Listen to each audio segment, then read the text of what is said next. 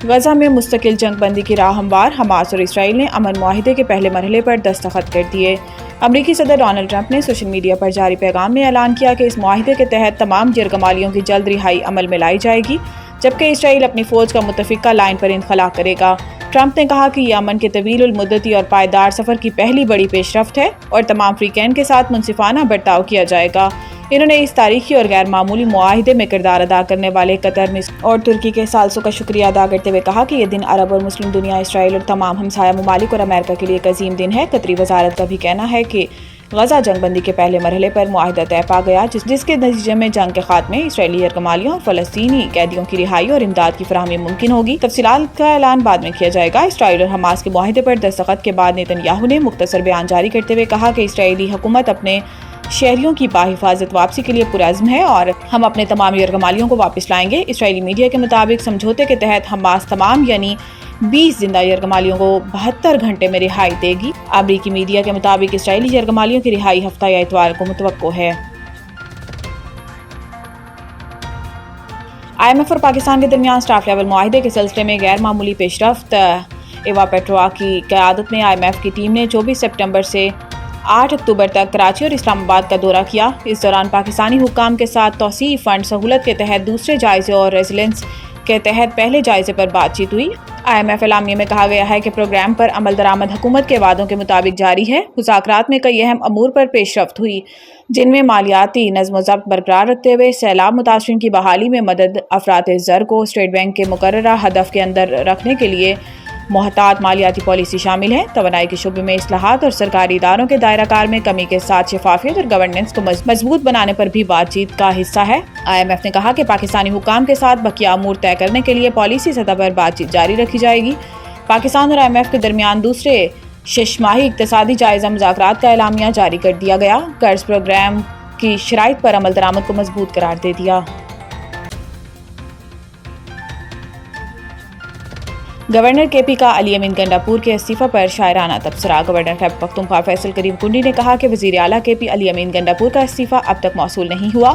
استعفی دیکھ کر پتہ چلے گا کہ مستعفی ہونے کی کیا وجہ ہے۔ فیصل کریم کنڈی کا کہنا تھا کہ کوئی قانونی یا آئینی نکتہ مبہم ہوا تو استعفی واپس بھی کیا جا سکتا ہے۔ یاد رہے کہ گزشتہ روز علی امین گنڈاپور نے اپنا استعفی دستخط کر کے گورنر خیبر پختونخوا فیصل کریم کنڈی کو بھجوایا تھا۔ علی امین گنڈاپور اپنے بیان میں کہا تھا کہ منصب عمران خان کی امانت تھی، جسے واپس کر دیا۔ نئے وزیر اعلیٰ سہیل آفریدی کو میری مکمل حمایت حاصل رہے گی۔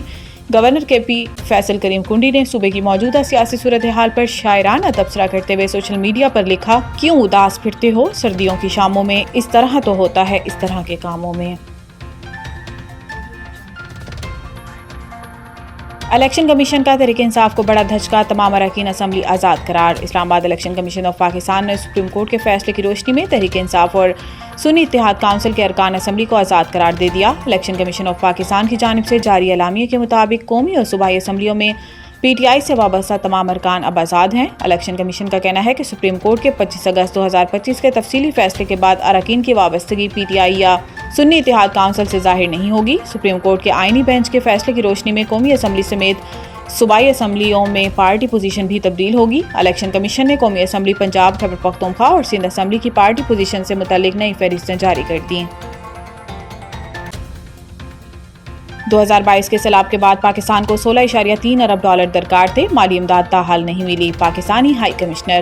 برطانوی خبر رساں ادارے میں لکھے گئے مضمون میں ڈاکٹر فیصل نے کہا کہ پاکستان کو 2030 تک کلائمیٹ ایڈاپٹیشن کے لیے $152 ارب درکار ہوں گے۔ ترقی پذیر ممالک کو تعلیم، صحت اور ترقیاتی منصوبوں کی بجائے ہنگامی امداد پر وسائل خرچ کرنا پڑتے ہیں۔ خصوصی مضمون میں ڈاکٹر فیصل نے لکھا کہ ترقی یافتہ ممالک کو اپنے $100 ارب سالانہ کے وعدے کو پورا اور بڑھانا ہوگا۔ امداد کو قرضوں کی بجائے گرانٹس اور نرم شرائط کے قرضوں کی صورت میں فراہم کی جائے گی۔ پاکستانی ہائی کمشنر نے کہا کہ COP28 میں قائم کیا گیا لاس اینڈ ڈیمیج فنڈ فوری فعال کیا جائے۔ 2022 کے سیلاب کے بعد پاکستان کو بحالی کے لیے $16.3 ارب درکار تھے۔ عالمی وعدوں کے باوجود زیادہ تر مالی امداد تاحال نہیں جاری کی گئی۔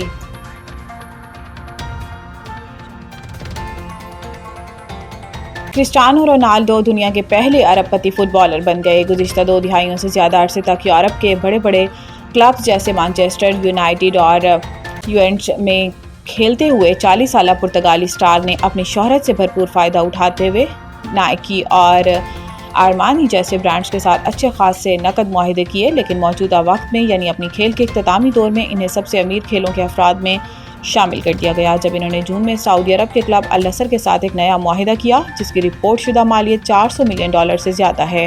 طویل عرصے تک رونالڈو اور میسی ایک جیسے معاوضے حاصل کرتے رہے، لیکن 2023 میں رونالڈو کے خلیجی کلب کی طرف منتقلی اور میسی کے میجر لیگ کے ساکر کے انٹر میامی میں شامل ہونے کے بعد دونوں کی آمدنی میں بڑا فرق آ گیا۔